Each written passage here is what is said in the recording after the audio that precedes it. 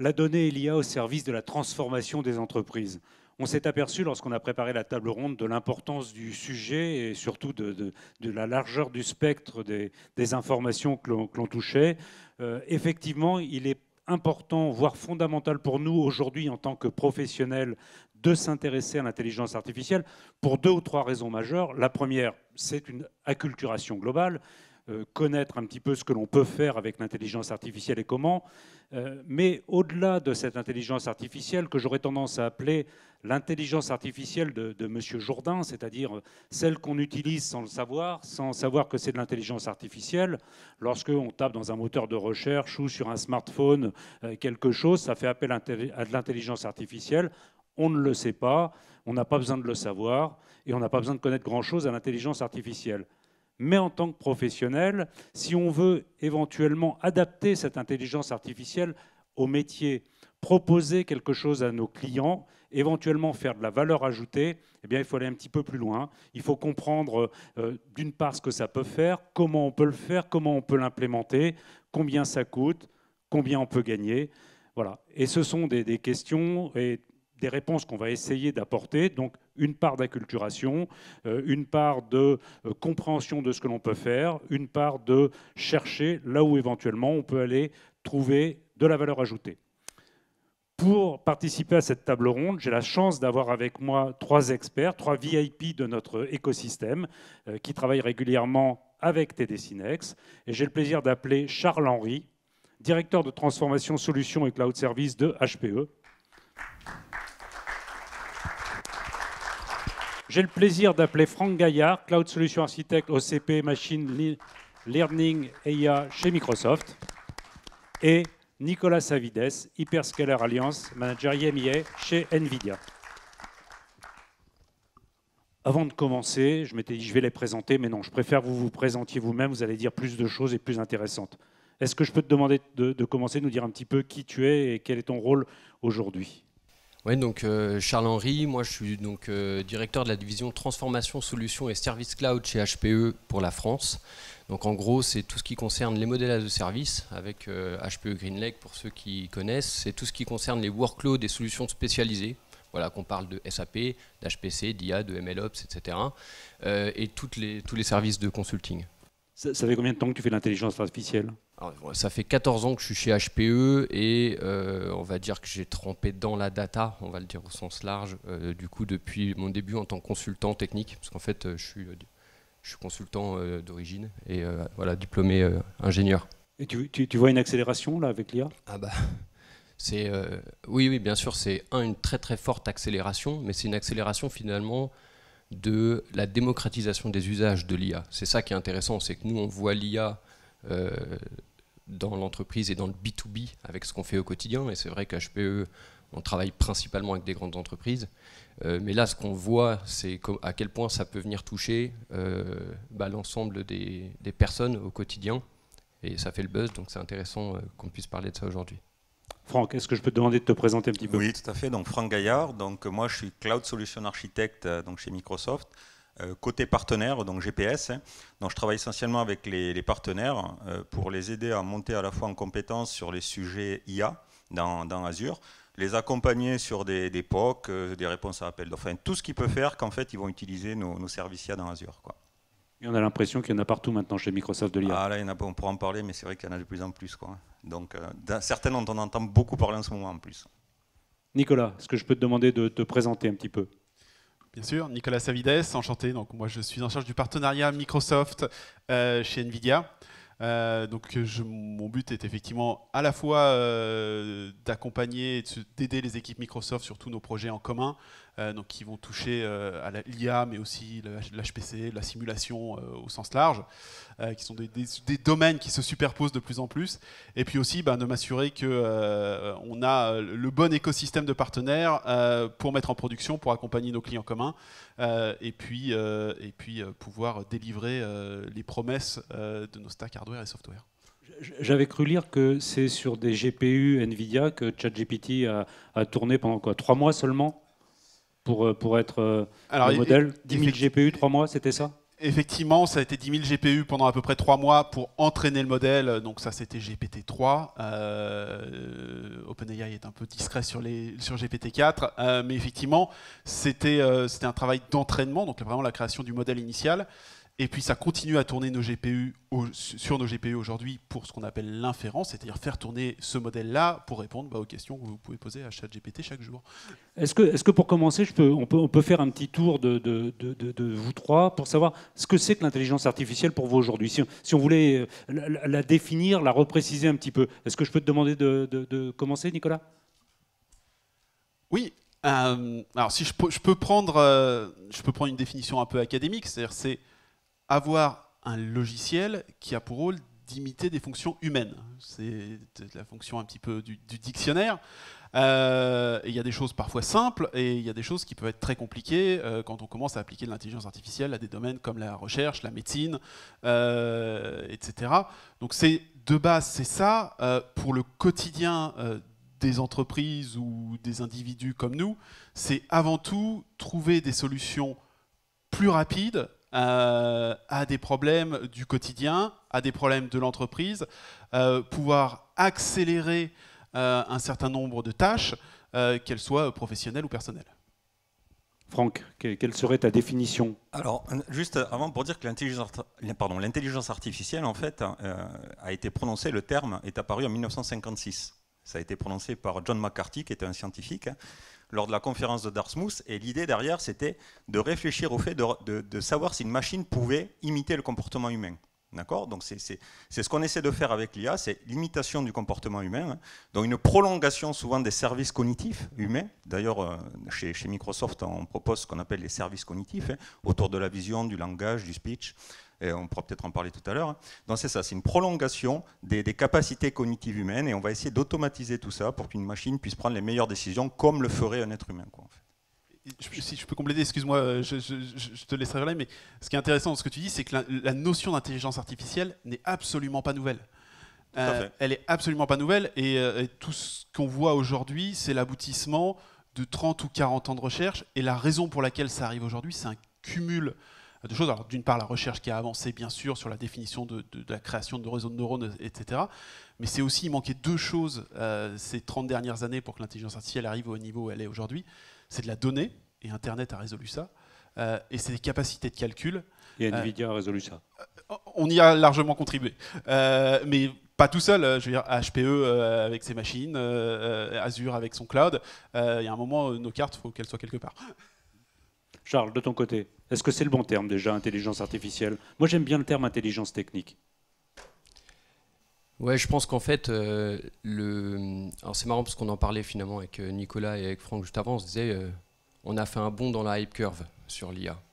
Et derrière l'IA, on peut mettre beaucoup de choses, hein, au niveau du machine learning, le deep learning, il y a différentes technologies. Et puis forcément, venant de HPE, j'ai un prisme un petit peu différent, soit de Microsoft, soit de Nvidia. Il y a de la convergence évidemment dans ce qu'on est à même de proposer sur le marché, mais c'est comment finalement on arrive à coupler depuis les facilities, qui sont clés aussi, hein, la manière de refroidir, de pouvoir améliorer la densité, le type de calcul, que ce soit CPU et GPU, parce qu'en fait on retrouve les deux types aussi donc d'environnement pour pouvoir effectuer un certain nombre de calculs, en passant donc par ces machines et puis par les socles d'infrastructures qui permettent aux applications et aux nouveaux algorithmes d'intelligence artificielle d'exploiter au mieux la donnée. Et je pense que c'est ça qui manquait avant. C'est qu'on est rentré dans une économie de la donnée depuis un certain nombre d'années maintenant. HPE, souvent, notre boss mondial dit que la data sera certainement au bilan des entreprises et présentée comme un goodwill sous peu. Et c'est vrai qu'on voit que les entreprises les mieux valorisées sont celles qui ont le plus de données sur les utilisateurs. Et c'est pas Franck qui va me dire le contraire.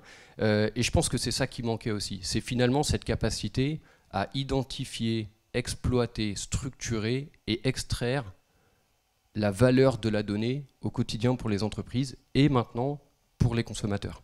D'un côté les infrastructures, d'un autre côté les softs et les algorithmes, mais donc principalement les infrastructures au départ. Tout à fait. Et puis c'est aussi comment on gère ces algorithmes, parce que si on prend que ce soit ChatGPT ou d'autres finalement logiciels d'IA qui arrivent sur le marché, on vient faire tourner des data models sur des datasets à des instants T. Et ça demande énormément de capacité de calcul, et puis on fait des releases comme ça. Vous avez vu, il y a ChatGPT 3.5, il y a ChatGPT 4, et c'est pareil pour plein d'autres logiciels d'IA. Et donc la question, c'est aussi comment on accélère ces cycles d'apprentissage qui vont demander de plus en plus de datasets avec beaucoup plus de données. Et c'est ça les contraintes aujourd'hui pour pouvoir continuer à scaler dans le monde de l'IA, c'est comment on gère la mémoire. C'est une sorte aussi de pipeline CI/CD de l'IA, hein, j'ai envie de dire, pour pouvoir permettre aux data scientists et aux équipes de développeurs d'accélérer finalement le cycle de développement des logiciels d'intelligence artificielle. Nicolas, donc au départ, tout est infrastructure. Sans infrastructure, hein, on est d'accord là-dessus. Alors, sans infrastructure, il n'y a rien qui tourne, ça c'est sûr. Chez NVIDIA, effectivement, on va fournir un certain nombre de briques. Alors, le GPU en est une, mais on fournit aussi du réseau, on fournit beaucoup d'outils de développement, on fournit beaucoup de modèles préentraînés, de frameworks qui adressent des challenges bien particuliers sur l'intelligence artificielle, le computer vision, le langage, etc. etc. Donc on a un stack complet qui va du hardware aux outils de développement, au software. Maintenant, ce qu'on n'a pas, effectivement, c'est l'infrastructure autour, le châssis, les CPU, le réseau, les outils de déploiement, etc. Et ça, c'est des choses qu'on vient chercher à la fois chez nos partenaires d'infrastructure, comme Azure, on va s'intégrer à Azure ML par exemple, comme HPE qui va proposer nos softwares et hardware dans GreenLake. Donc tout ça, effectivement, on va chercher des compétences complémentaires et puis on va en chercher aussi chez nos partenaires intégrateurs pour aller faire tout le delivery chez nos clients. C'est important de faire des alliances, donc on ne peut pas avancer tout seul dans le monde de l'IA. C'est un premier On ne peut message clé. absolument pas avancer tout seul dans le monde de l'IA. C'est des stacks qui aujourd'hui restent complexes, même si on essaye de les simplifier le plus possible, justement pour que le travail que tu mentionnais sur ChatGPT, tout le monde ne va pas pouvoir se payer les 10 000 GPU pendant 3 mois pour réentraîner son modèle, et tout le monde n'a de toute façon ni la data ni la compétence pour faire la préparation de données au départ. Mais par contre, on pense que tout le monde va pouvoir bénéficier de ce travail-là, partir de modèles qui aujourd'hui sont en train de devenir disponibles pour tous, et simplement les adapter aux besoins bien spécifiques d'une entreprise, d'une situation, pour que tout le monde puisse bénéficier de ces évolutions. Franck, au-delà des infrastructures, après il y a les logiciels, pour faire fonctionner tout ça. On a souvent tendance à penser chez Microsoft, IA égale Azure. Non, l'IA, alors il y a l'IA dans Azure, mais il y a plein d'autres services autour d'Azure, et il y a plus de 200 services. Alors moi, c'est vrai que je connais surtout l'IA, puisque je travaille sur ces sujets-là, quoi. Et ce qui est très intéressant, notamment pour les partenaires aujourd'hui, c'est qu'on va proposer différentes formes d'accès à l'IA. D'accord ? Donc, il y a des solutions comme Azure Machine Learning, je crois que Nicolas, tu mentionnais ça. Azure Machine Learning qui va être plus pour des profils de data scientist, et où on va pouvoir créer from scratch en fait son modèle. Donc on va fournir une infrastructure qui va s'appuyer aussi sur de la GPU. On va pouvoir créer des clusters qui vont sur la GPU ou CPU en fonction du use case. Et surtout, il y a les services cognitifs, j'en parlais tout à l'heure. Les services cognitifs, ce sont des modèles préentraînés qui ne nécessitent pas d'avoir un profil data scientist pour les utiliser. Donc c'est plus des profils de développeurs. Et ça intéresse énormément les PME qui n'ont pas forcément des data scientists en interne pour créer des modèles. Un simple développeur peut, par un simple appel d'API REST en fait, peut appeler un modèle, et OpenAI, Azure OpenAI en fait, c'est considéré comme un service cognitif. On a aussi des services cognitifs autour de la vision, autour du langage, du speech. Voilà, on a plusieurs API. Et donc, c'est un simple appel d'API qui va vous permettre d'infuser de l'IA en fait, dans vos applications de façon très rapide en fait, et sans avoir besoin de comprendre ou de créer le modèle, parce qu'il est déjà créé, c'est juste une application du modèle en fait. Pour aller un petit peu plus loin, est-ce que tu pourrais nous donner un petit retour d'expérience d'une société de type PME dans laquelle tu as participé ou supervisé à de l'implémentation d'IA pour rentrer dans le vif du sujet de la transformation des... Alors, je ne vais pas le nommer parce que bon, je ne leur avais pas dit, voilà, c'est une assurance en fait, qui a développé une application, et je trouvais le sujet très intéressant, parce que c'est ça, et puis je vais répondre à ta question, mais en fait, il faut penser en termes de cas d'usage. L'IA va permettre va proposer des fonctionnalités. Si je prends par exemple tout ce qui se touche autour de la vision, on a une API qui s'appelle Computer Vision qui va permettre de reconnaître des objets sur une image. Ça, d'un point de vue technique, fonctionnellement, c'est intéressant. Mais quelle est la valeur pour une entreprise ? Si je vais voir une entreprise, je lui dis, vous savez, on reconnaît des images, on reconnaît des objets sur une image, ok, ça me rapporte quoi ? Oui. Donc il va falloir savoir transformer en cas d'usage avec un ROI positif forcément pour l'entreprise pour ramener de la valeur, transformer cette IA en valeur en fait pour l'entreprise, d'accord ? Et pour répondre, alors je revenais sur mon cas d'usage d'une entreprise, donc d'une assurance qui avait développé une application pour les dégâts, les sinistres, le dégât des eaux. Voilà. Lorsqu'un des assurés avait un dégât des eaux, souvent vous appelez l'assurance et puis c'est souvent long avant d'avoir le support technique, enfin pour déclarer, pardon, pas le support technique, mais pour déclarer le dégât des eaux. Ça peut prendre du temps, etc. Souvent on est en situation de stress et tout ça. Ils se sont dit, voilà, on développe une application, on prend en photo le mur. D'accord ? Et à partir de là, on fait une estimation, en fait, en fonction du métrage, on fait une estimation de ce qu'on va rembourser, et puis on rembourse directement à l'assuré pour qu'il puisse commencer les travaux sans avoir à débourser quoi que ce soit, et on n'envoie pas forcément un expert. D'accord ? Et là où l'IA intervient là-dessus, c'est qu'en fait, en fonction du dégât de la photo du mur, il y avait différents niveaux de sévérité. D'accord ? Il y avait des bulles dans des murs cloqués. Bon, moi, personnellement, un mur cloqué est un mur cloqué, quoi. Je ne voyais pas la différence. Mais on travaille avec des experts métiers. Et ça, c'est hyper important. Dès qu'on va parler d'IA et de cas d'usage, forcément, il y a le métier ça part du métier pour moi. Et puis après, on va vers la tech, on redescend vers la tech. Ce n'est pas dans l'autre sens qu'il faut faire. C'est d'abord partir d'un cas d'usage métier. Et là, donc, des experts métiers nous ont envoyé 3 niveaux de sévérité, des photos correspondant à 3 niveaux de sévérité de murs cloqués. Et là, on a pu lancer une des API des services cognitifs dont je parlais tout à l'heure, qui s'appelle le Custom Vision. Vous allez pouvoir créer votre propre modèle de classification d'images à partir de vos propres images. Donc, on a fait 3 classes. On a mis les photos qui nous ont été envoyées dans chacune des classes. Et puis, on a lancé un apprentissage. Et tout ça se fait sans avoir besoin de coder. En fait, ça se fait directement à travers une interface graphique où vous pouvez créer votre propre modèle, le déployer sous forme d'API REST et après faire un simple appel d'API pour pouvoir, à partir de la photo qui va être envoyée par un assuré qui a eu un dégât des eaux, puis dire, lui, il est dans le niveau 1, on sait qu'on rembourse tant le mètre carré. Voilà. Donc ça, c'est un des exemples parmi d'autres. Non, c'est intéressant. Et puis en plus, je ne sais pas si c'est à ça que tu voulais faire référence, mais j'ai vu une assurance américaine qui promet de rembourser en moins de 2 minutes. À partir du moment où on a fait la déclaration de sinistre, elle fait une proposition de remboursement en moins de 2 minutes et elle utilise une intelligence artificielle. Ça va un petit peu dans cette logique. Ça fait gagner de l'argent, ça fait gagner du temps à tout le monde. Charles, un petit peu dans cette logique, je crois que vous proposez aussi, ou vous réfléchissez à proposer des modèles as a service. Donc c'est quelque chose qui va faire le lien entre un petit peu le logiciel, l'infrastructure et les métiers. Ouais, donc comme je disais tout à l'heure, on a un prisme qui est un petit peu différent. Quand on vient voir HPE, on s'attend effectivement à la partie technique, à fournir des infrastructures de calcul, et c'est normal, on est numéro 1 dans le monde là-dessus. On a racheté successivement SGI, puis Cray, et donc tout ça maintenant est dans une gamme chez nous qui s'appelle HPE Apollo, qui sont toute la partie calcul haute densité. Et on va dire que c'est notre zone de confort historique. Voilà, on ne parle pas aux data scientists, on est plutôt là pour fournir toute la capacité et l'infrastructure et les techniques de refroidissement qui permettent de faire tourner tous ces modèles. Ceci dit, on s'est énormément développé pour travailler avec l'écosystème, donc fournir tout ce qui existe. Par exemple, on a des solutions, GreenLake qui peut s'appuyer sur le catalogue Azure, tout comme on a nos solutions d'infrastructures qui peuvent embarquer les GPU et les socles définis par logiciel de NVIDIA.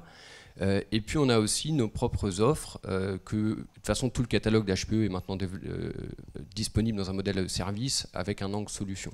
Et donc on avait racheté, on a une suite logicielle qui s'appelait Ezmeral, pour ceux qui s'en souviennent.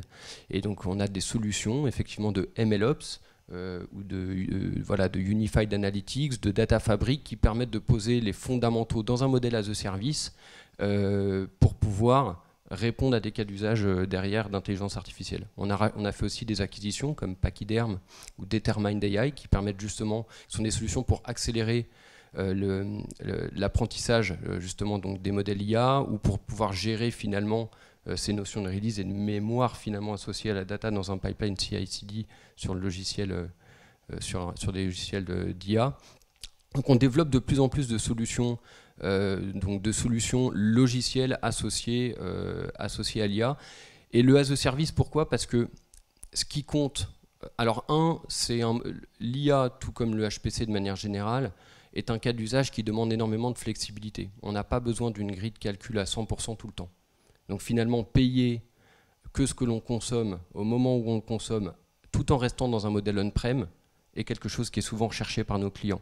Ils savent qu'ils utilisent une grille de calcul à 70-80%, et nous, en fait, la différence entre ces 80 et ces 100%, c'est une zone de flexibilité qu'on leur donne et qui paye que ce qu'ils consomment, sur la base d'une unité de facturation qui correspond à de l'IA. Donc par exemple, sur du MLOps, on va faire une facturation au GPU par heure utilisé. Et puis ça peut être du GPU à l'heure utilisé en incluant le facilities et les services managés sous forme d'une seule unité de facturation. Et c'est ça les modèles qu'on amène, c'est d'amener des modèles as a service qui sont avec une unité de facturation qui correspond exactement au workload concerné par le client,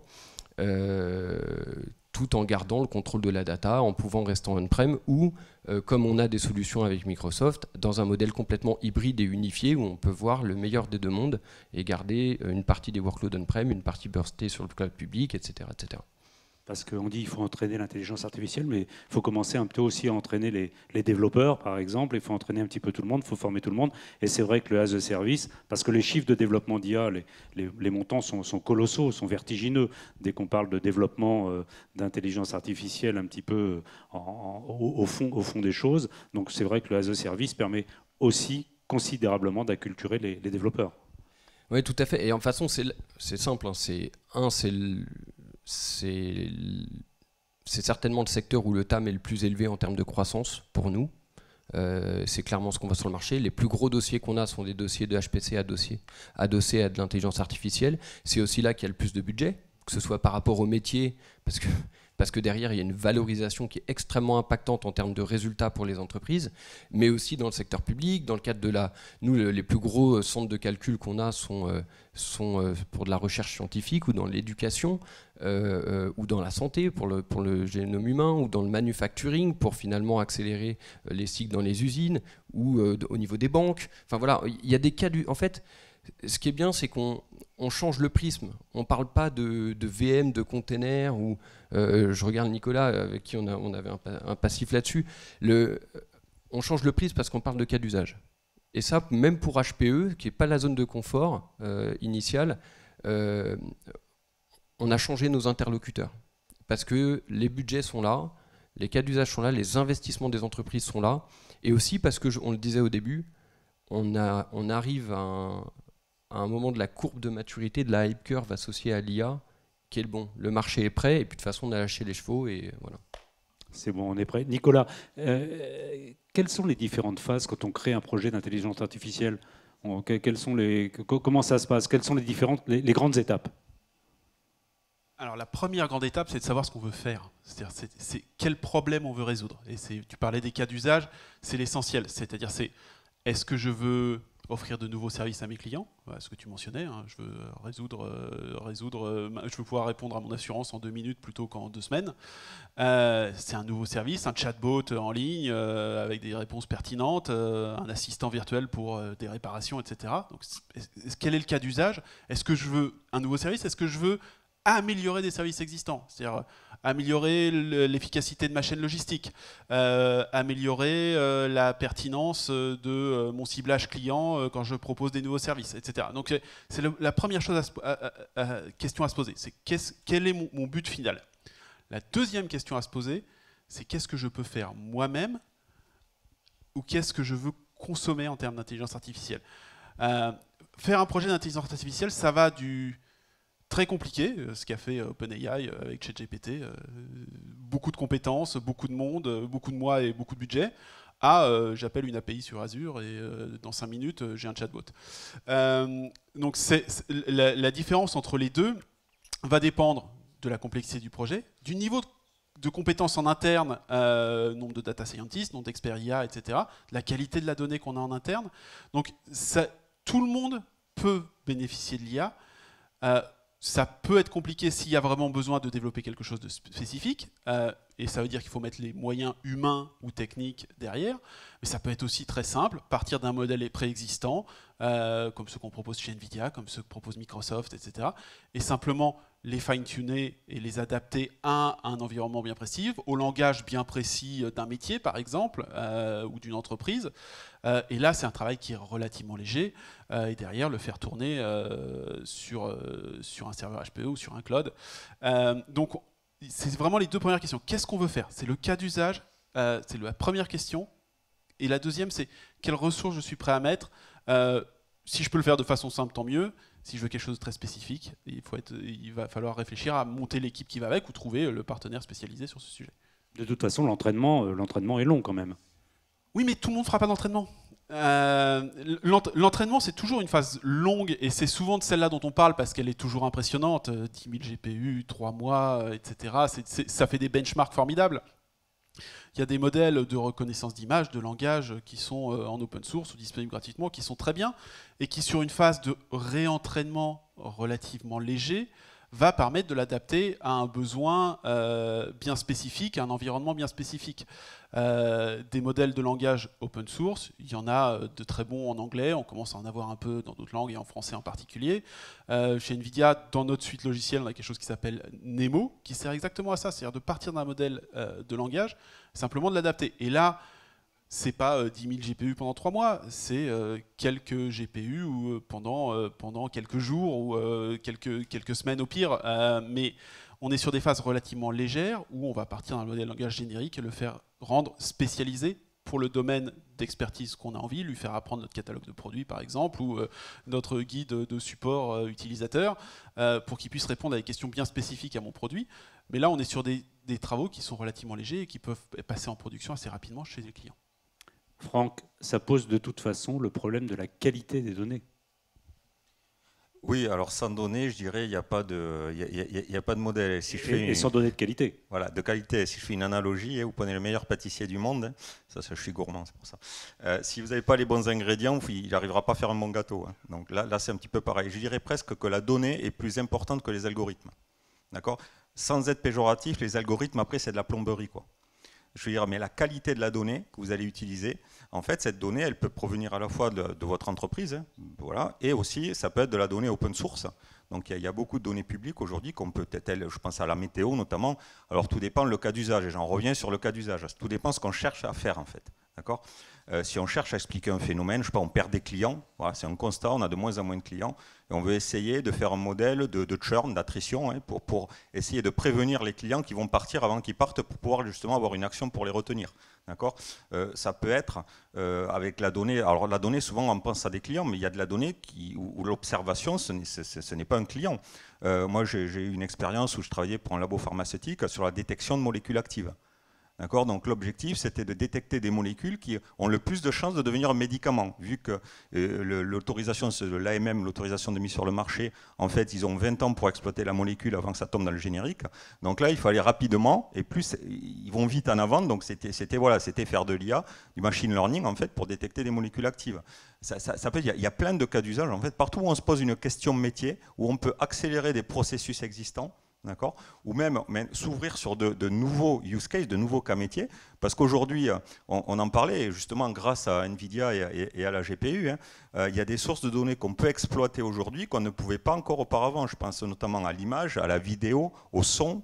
D'accord ? Aujourd'hui, il y a des modèles pour interpréter, détecter du son, et notamment, je pensais à ce qu'on appelle dans l'industrie la maintenance préventive, où vous allez avoir l'analyse du son de certaines machines pour détecter lorsqu'une machine est en train va casser ou une pièce va casser bientôt. Alors, l'oreille humaine, et là, je reviens sur ce que je disais, les services cognitifs sont la prolongation un petit peu des facultés cognitives humaines. Hein. L'oreille, eh bien, la limite de l'oreille en termes d'audition, vous n'allez pas entendre ce qu'un algo va détecter. sur des fréquences, parce que notre oreille, en tant qu'humain, voilà, on est limité.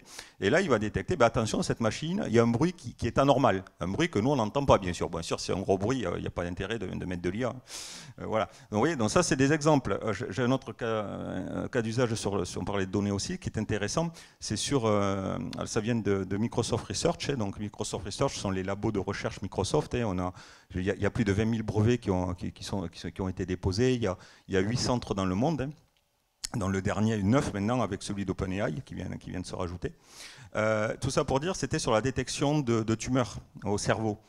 Donc, grâce justement à l'entraînement sur de multiples IRM, et là, il faut vraiment de la puissance derrière le GPU pour traiter cette image, on fait mieux, en fait, on va beaucoup plus vite et beaucoup plus précis que le fait un médecin. D'accord ? Voilà. Et donc, on limite la zone à délimiter de la tumeur pour envoyer les rayons, par exemple, et pour ne pas toucher des cellules qui ne sont pas malades. Quoi. Vous voyez ? Donc, voilà. Donc, effectivement, la donnée est primordiale. Et souvent, c'est un petit peu, dans un projet data science, c'est souvent cette partie-là qu'il ne faut pas sous-estimer. En fait, lorsqu'on fait un projet data science et lorsqu'on va créer un modèle, 70 à 80% du temps, c'est la préparation de la donnée. La partie algorithmie et déploiement, c'est 20 à 30% du temps en fait, du projet. Donc la plus grosse partie, c'est récupérer la donnée qui peut être dans différents formats, la retravailler, en créer de nouvelles à partir de la donnée existante, enfin, toutes ces choses-là. Quoi. Et ce que nous apporte aujourd'hui l'IA générative, pour faire un petit saut sur Azure OpenAI, c'est qu'aujourd'hui, toutes ces sources de données, on va pouvoir les mixer. Ça veut dire qu'on va pouvoir mélanger de la donnée textuelle avec de l'image, avec de la vidéo.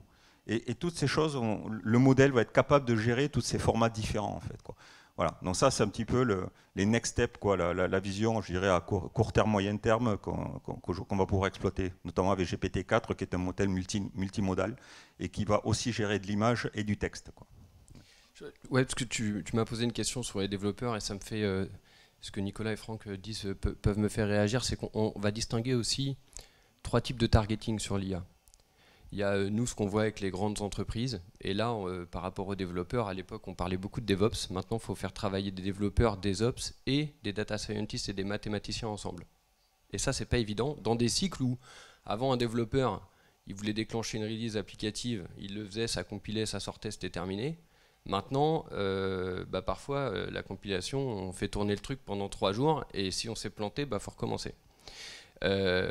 Donc déjà, voilà, il y a une complexité qui est différente, aussi d'un point de vue structurel et organisationnel dans les entreprises, et c'est ce qui a d'ailleurs été compliqué au début de l'intelligence artificielle, et à force de faire un peu du fail fast, les gens ont appris à s'organiser autour de ces éléments-là. Après, il y a un autre type d'IA dont on n'a pas parlé, c'est l'IA pour nous-mêmes. Et là, je parle nous-mêmes, genre HPE. HPE, on met à disposition des plateformes, et aujourd'hui, toutes nos technologies que l'on fournit sont boostées par de l'IA.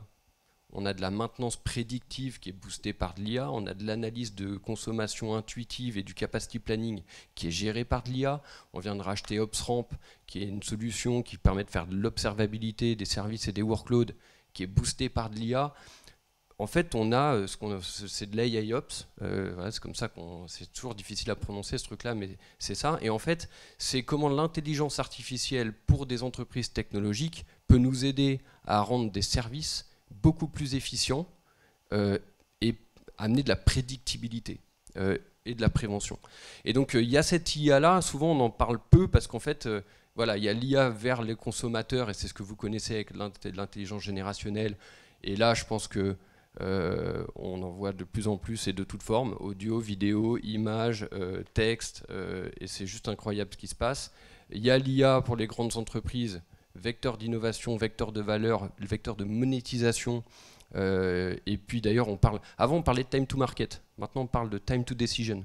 C'est vrai, vous allez parler à un DSI, le service et l'innovation qu'il doit rendre lui au métier, au lean métier, c'est sa capacité au niveau de la DSI à aider les métiers à prendre des décisions rapidement. Pas sortir une application rapidement, à prendre les meilleures décisions le plus vite possible. Et c'est ça qui est clé. Et puis il y a l'AIOps, il ne faut pas l'oublier, c'est un cas d'usage important pour les entreprises. Et puis dans les entreprises, en interne, il y a beaucoup de sources de données qui sont assez inexploitées, que ce soit des sources de données techniques avec des logs. Il y a de plus en plus de logs, de personnes en mobilité, d'analyses complexes à faire sur cet aspect-là pour, par exemple, de la cybersécurité. Et puis, il y a toutes les datas liées au fonctionnement qui viennent des CRM ou de ce type d'outils ou de SAP ou autres. Donc, il y a des sources importantes de données en interne dans les entreprises qui sont tout à fait propices à des développements d'applications d'intelligence artificielle. Je pense que c'est clé, c'est que la création de la donnée, elle est exponentielle et elle est aujourd'hui à 75% à l'extérieur des data centers, donc dans les périphéries. Et ce qu'on appelle une périphérie, ça peut être une école, une salle de concert, un hôpital, une gare, enfin n'importe. Et cette donnée qui est créée, il y a une partie qu'il faut pouvoir traiter en temps réel. Donc on va faire ce qu'on appelle du real-time AI pour pouvoir finalement prendre cette donnée, la structurer rapidement, l'analyser directement sur le site en périphérie. Et ça peut être le cas pour de la voiture autonome. Nous, on a beaucoup de cas d'usage sur de la voiture autonome où on fournit les infrastructures et aussi d'ailleurs avec NVIDIA, avec des micro-puces qu'on met dans les voitures pour pouvoir traiter un certain nombre de choses. Pour que la voiture, si je dépasse une ligne, elle revient, bah, c'est ça, on n'a pas le temps de retourner dans le data center pour le faire. Et puis, il y a ce qu'on appelle le fast data. Donc, c'est comment je vais pouvoir aller interpréter au moment du transfert de la donnée avant que ça arrive dans le data center un certain nombre d'éléments. Et puis après, il y a comment je vais structurer cette donnée dans mon data center pour faire un certain nombre d'analytics. Et là, c'est plutôt le big data traditionnel tel qu'on le connaît. Et après, il y a l'intelligence artificielle. Et ce cycle de vie-là, quand on se met à la place de l'in-métier ou d'une DSI, se dire comment je vais pouvoir collecter toutes les infos qui ont une valeur potentiellement demain, les structurer, les ramener, gérer leur cycle de vie aussi de base, parce qu'on ne gère pas de la sauvegarde ou de l'archivage sur des résultats. On va aussi parler de plus en plus de swarm learning. Le swarm learning, c'est comment je vais distribuer de manière décentralisée un certain nombre de calculs dans les périphéries, et c'est la somme de ces résultats-là que je vais stocker en centrale pour faire de l'IA dessus, etc. Et donc, il y a une démocratisation des cas d'usage d'intelligence artificielle décentralisée avec de la périphérie, at the edge, et dans le data center avec une sorte de cycle de vie qui est de plus en plus importante. Nicolas, lorsqu'on a fait la préparation de la table ronde, tu as évoqué dans l'industrie avec BMW, c'est un mot, je ne sais pas si tu as le droit de le prononcer, mais j'ai le droit. Tu as le droit. Et donc justement, on parlait exactement de ça, d'avoir les bonnes données, de les garder pour certaines au plus proche de l'endroit où elles sont générées, et pour d'autres, de les emmener à l'endroit où on va prendre les décisions et elles vont être traitées en IA. Effectivement, BMW, on travaille sur énormément de choses avec eux. À la fois, on travaille effectivement dans la voiture sur la conduite autonome, l'interprétation des données. Alors ça va effectivement juste se redresser la ligne à terme, effectivement, des voitures qui vont vraiment se conduire toutes seules. On travaille avec eux sur l'amélioration de leurs usines en production avec la détection de défauts en sortie de ligne d'assemblage, donc avec des caméras qui vont détecter s'il y a des écarts anormaux entre deux portières, s'il y a des défauts dans la peinture, etc. Et donc le signaler immédiatement avant que ça sorte d'usine. Et puis on travaille avec eux sur l'amélioration de leur process de design de nouvelles usines. Où ils doivent faire collaborer des architectes qui peuvent être en Chine avec des experts qui sont en Allemagne, qui doivent collaborer en temps réel pour placer la ligne d'assemblage de la bonne façon, les servants, les tables pour les outils au bon endroit, etc. Simuler tout ça, faire des rendus réels 3D en temps réel, tout en continuant à travailler avec leurs outils de design, d'architecture classique, etc. Donc on travaille là-dessus avec eux. Et puis dans ces modèles, dans ces jumeaux numériques de leurs futures usines, ils y font tourner des robots autonomes. Ils entraînent le robot avant même qu'on ait posé la première brique de l'usine, accumulant des milliers d'heures. Donc tout ça, effectivement, l'industrie va être probablement un des domaines qui va être un des premiers à adopter l'intelligence artificielle massivement, parce qu'ils ont des gains de productivité à avoir dans tous les domaines. Sur la chaîne logistique, l'optimisation de l'approvisionnement, la prédiction de besoins en pièces, le design des usines, etc. etc. Donc BMW est plutôt très en avance là-dessus. Il y a à peu près tous les grands industriels qui se posent la question ou qui sont déjà en production sur certains domaines. Donc oui, il y a de très belles histoires là-dessus. On a quelques annonces normalement qui arrivent avec Microsoft et BMW cette semaine à Build. Tu peux revenir un petit peu sur la notion de jumeau numérique qui permet de faire des tests en virtuel et donc d'éviter peut-être des crashs ou des investissements malheureux? Alors, le jumeau numérique, c'est un domaine intéressant parce que c'est le croisement de tous les domaines où NVIDIA a eu une expertise au fil des 20 dernières années. C'est à la fois du graphisme, refaire un rendu réaliste 3D d'un objet. Ça peut être aussi bien votre prochaine voiture que l'appartement que vous allez acheter. Mais en y ajoutant des notions d'IA et de HPC. C'est-à-dire que vous êtes BMW, vous allez utiliser ce double 3D réaliste pour y entraîner vos robots.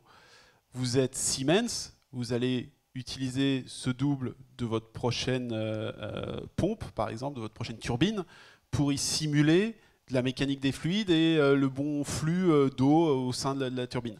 Donc cette notion de jumeau numérique, effectivement, va cumuler les aspects graphiques avec de la collaboration, du design, des notions d'IA pour entraîner des robots, pour simuler des événements aléatoires. On a des assurances, par exemple, qui vont faire des jumeaux numériques, des bâtiments qu'ils assurent et simuler qu'est-ce qui se passe s'il y a une inondation, qu'est-ce qui se passe s'il pleut 100 mm d'eau en 2 heures. Est-ce que mon immeuble est bien protégé et jusqu'où l'inondation va monter. Et puis on y ajoute effectivement des notions issues du HPC, de la mécanique des fluides, etc. pour voir si mon avion, ma turbine fonctionne bien.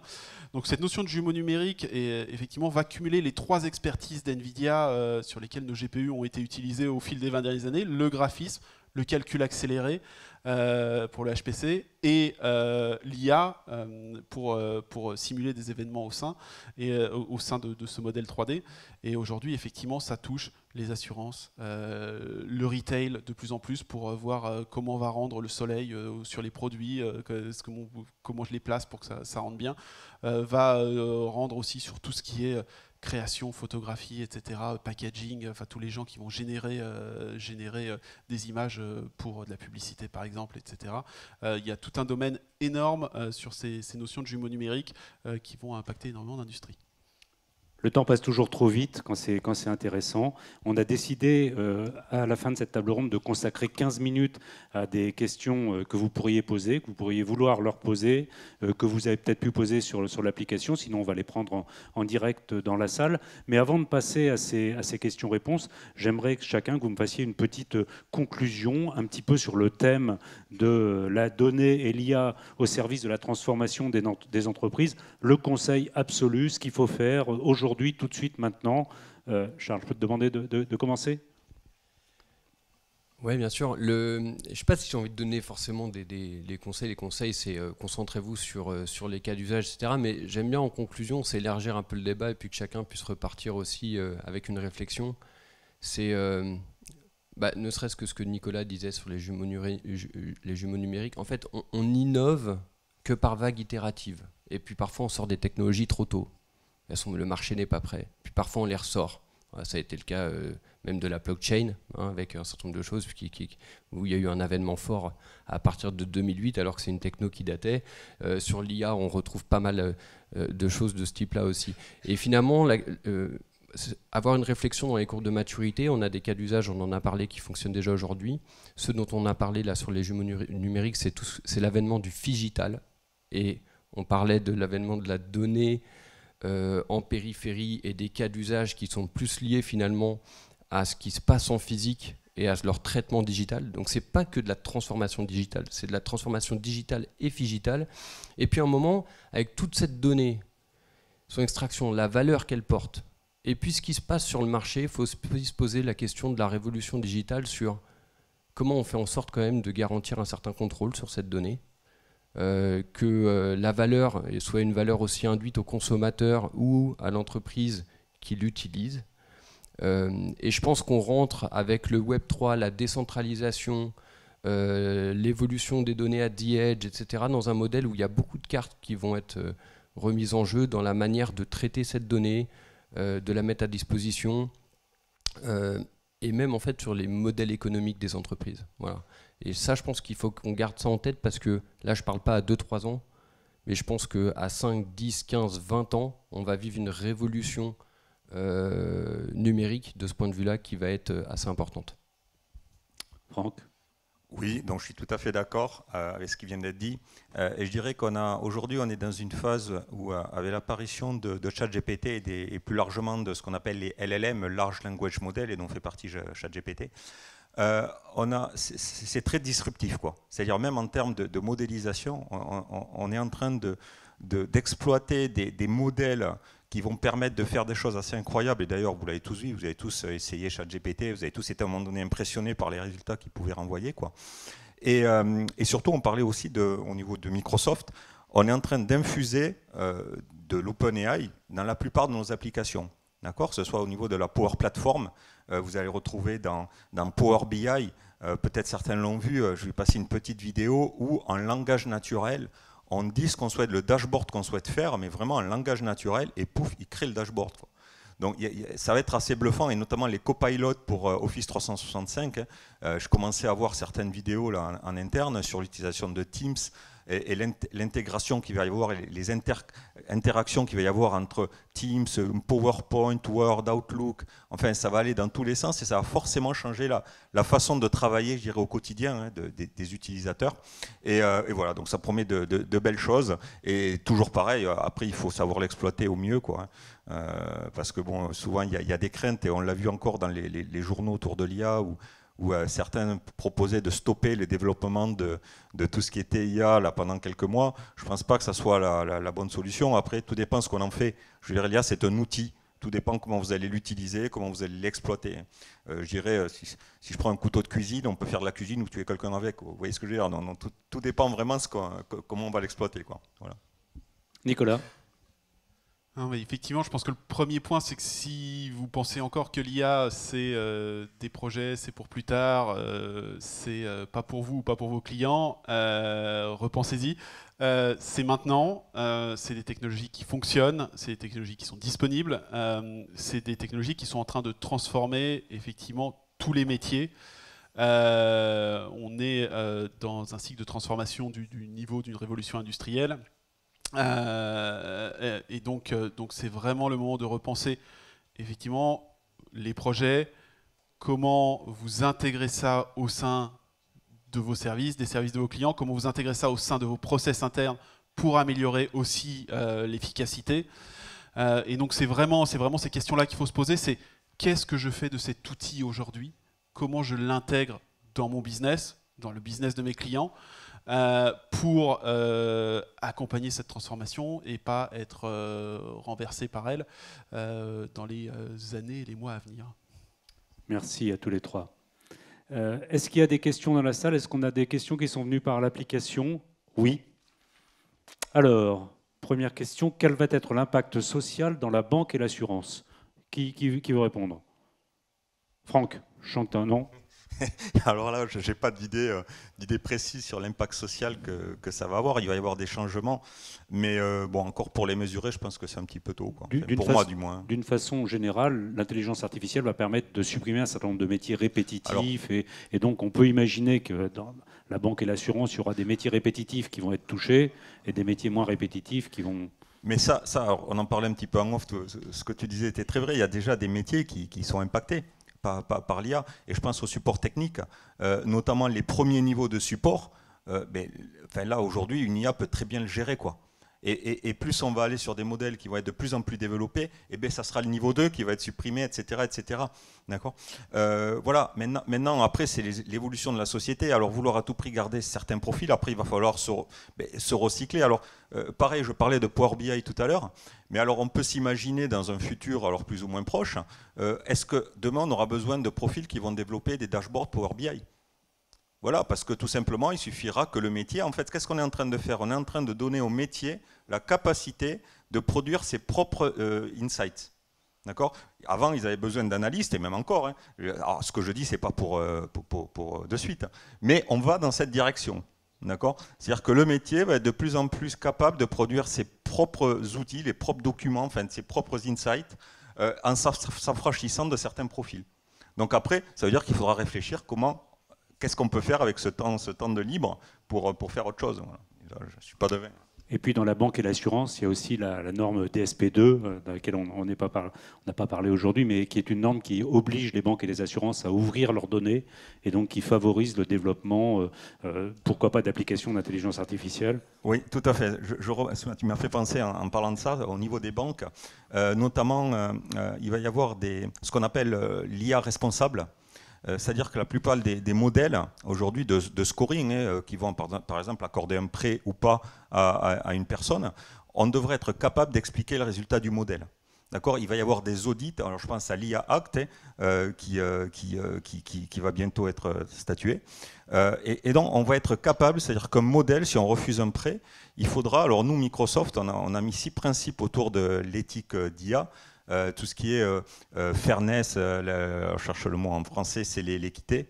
L'équité, la transparence, la responsabilité, la sécurité. Voilà. Donc, les modèles devront respecter certaines normes, d'accord ? Et ils seront audités, notamment dans les banques.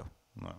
Et puis on a l'IA Act qui est en cours de préparation au niveau de la communauté européenne qui va peut-être impacter sur les projets d'IA. On a une autre question, comment identifier un projet potentiel chez un client ? Quelles sont les questions à lui poser ? Moi, j'aurais éventuellement envie de compléter en disant quels sont les domaines dans lesquels on a le plus de chances de favoriser des projets IA. Tu veux nous répondre sur ce sujet, Charles ? Oui, bien sûr. Et en fait, je vais coupler les deux. C'est que je ne sais pas pourquoi tout à l'heure juste la banque et l'assurance. Je pense que tous les secteurs d'activité sont aujourd'hui concernés, vont être disruptés d'un point de vue social. Et pas forcément pour le mauvais. On a déjà vécu des vagues comme ça dans l'IT. Ça va demander appel à de la mobilité des compétences, de la mobilité fonctionnelle, et puis aussi à se poser la question de comment on va adresser les choses. C'est-à-dire que par exemple, demain, on peut générer des propositions techniques et financières directement avec une intelligence générationnelle. Ok, mais faut-il pouvoir exprimer le besoin correctement ? Et donc finalement, on va déplacer, et ça, des exemples comme ça, j'en ai 10, mais on va déplacer finalement les métiers, les compétences associées, etc. Et dans tous les secteurs d'activité. Et donc pour revenir sur la deuxième question, bon, il y a les grands secteurs, effectivement, on va retrouver la santé, le manufacturing, l'automotive, la banque et l'assurance, tout ce qui est recherche scientifique. Voilà, c'est les principaux domaines où au début il y a énormément de besoins. Et sur comment identifier, déjà c'est changer les interlocuteurs. Ici on a beaucoup d'interlocuteurs donc dans l'IT. C'est ne parlez pas qu'à des interlocuteurs techniques, parlez à des data scientists, aux lignes métiers, savoir ce qu'ils veulent mettre sur le marché, quelles sont leurs problématiques, quel type de données ils ont à leur disposition, et ce qu'ils veulent en faire finalement, en raisonnant offre commerciale. Et après, à nous de faire la déclinaison entre ces offres commerciales et les données à disposition et les transcrire en business process, applications et modèles d'intelligence artificielle qui peuvent correspondre. Tu parlais de nouveaux métiers, tu parlais de prompt engineers. Tu peux repréciser, c'est-à-dire que quand on interroge ChatGPT, par exemple, il faut contextualiser la question, il faut donner énormément d'informations. On a presque l'impression que, au bout d'un moment, à force de préciser la question, on a construit soi-même la réponse. Et même ton métier, Paul. Même ton métier. Pas en totalité. Pas en totalité, mais un podcasteur, un journaliste, etc. Finalement, aujourd'hui, il peut arriver, il peut peut-être préparer 90% de son truc via une intelligence générationnelle en ayant mis les bonnes informations dans le modèle. Et ça, finalement, savoir bien exprimer le besoin et avoir ensuite la petite qualité émotionnelle et humaine qui permet d'adapter ça en temps réel et puis finalement même de faire preuve de méta-supervision dans une table ronde comme ça où on a prévu de dire quelque chose mais on va dire autre chose parce que le contexte a fait que ça a dérivé. Et donc tous les métiers, ça va être ça la problématique. Le support, c'est pareil. Il y a un certain nombre de choses qui vont être faites directement par de l'intelligence artificielle, mais il n'y a rien qui peut remplacer la connaissance un peu plus spécifique d'un contexte ou d'erreurs humaines qui ont pu être faites, etc., etc. Donc moi, je pense que oui, il va y avoir une rupture sociale associée à l'intelligence artificielle, mais je pense que les gens ont très très vite compris, et tous ceux, et même dans les écoles, ils ont tous compris que l'IA, ils devaient en faire un outil qu'ils utilisent et pas un outil qui va être une compétition à leur métier. Voilà. Allez, on va prendre une dernière question. L'IA va-t-elle concerner uniquement les grandes entreprises ou bien également les PME ? Il y a une autre question à laquelle tu préférerais répondre ? Non, celle-là je te vois les regarder. Me va bien. Oui, je les regarde un petit peu en même temps. Alors, je suis désolé, je tourne la tête, je tourne le dos à l'audience, mais non, ça va concerner tout le monde, ça va concerner tout le monde. Il n'y aura pas ni un domaine ni une taille d'entreprise qui échappera au changement fait par l'IA. Simplement, effectivement, il y a des entreprises qui vont prendre de l'IA et la consommer. Vont prendre des modèles existants, vont prendre des services basés sur l'IA et la consommer, et des grandes entreprises qui ont la base de données et l'historique de données pour créer leurs propres modèles, vont créer des nouveaux modèles qui leur seront privés et avoir des usages bien spécifiques. Mais il n'y a pas ni un métier ni une entreprise qui ne sera pas transformé par l'IA. Il n'y a aucun doute là-dessus, que ce soit en tant que créateurs de modèles ou utilisateurs de modèles, mais ça va toucher tous les domaines et toutes les tailles d'entreprise sans aucun doute. Et elles peuvent collaborer. On va retrouver de plus en plus des data hubs collaboratifs au sein de secteurs d'activité où des entreprises vont collaborer, mettre à disposition des données communes pour pouvoir l'interpréter et pour finalement le bien du secteur. Ça faisait partie aussi de ce qu'on avait derrière en tête aussi derrière le projet Gaia X. Et ça, c'est un vrai. En ce moment, c'est une véritable réflexion de marché de comment les entreprises peuvent collaborer entre elles, mettre à disposition de la donnée avec des modèles d'intelligence artificielle qui vont pouvoir en extraire de la valeur qui va être mis à disposition d'un secteur et pas d'une entreprise donnée. Effectivement, aujourd'hui, un des secteurs les plus avancés en termes d'IA, c'est la santé. Et notamment grâce à ça, parce qu'il y a eu beaucoup d'initiatives internationales en partie pour mutualiser des images de radiographie, pour mutualiser en les anonymisant, mais un certain nombre de données médicales pour pouvoir entraîner des modèles pour détecter des cancers, des pathologies assez rares, etc. etc. Et aujourd'hui, effectivement, la santé et le Covid a encore plus accéléré ça, où maintenant ils utilisent l'intelligence artificielle pour prédire l'effet de certaines molécules sur certains virus, etc. Donc, a été un des tout premiers, et effectivement, c'était en grande partie par ça. Aucun hôpital n'avait à lui seul assez de radio pour pouvoir entraîner un modèle sur le cancer. Quand on a mis tous les hôpitaux d'Europe ensemble, ça a commencé à être pas mal. Et juste pour dire, je rebondis sur ce qui vient d'être dit, et je suis tout à fait d'accord, je pense que pour les PME, notamment, le développement de l'IA doit passer par ça, c'est-à-dire mettre en collaboration, et leur force va être là, quoi. C'est de collaborer autour de ce partage d'informations pour pouvoir justement créer des modèles qui vont être de plus en plus pertinents et répondre à des besoins qu'elles vont rencontrer au quotidien, quoi. Grand merci à tous les trois. On l'a compris, le sujet est vaste. Il y a beaucoup de choses à apprendre.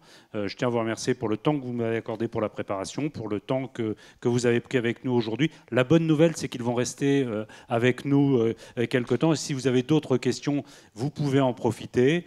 Sinon, je vous souhaite un bon appétit et rendez-vous pour la prochaine table ronde à 14h30, ici même, sur le thème de la collaboration en 2023. À tout à l'heure. Merci Paul. Merci beaucoup.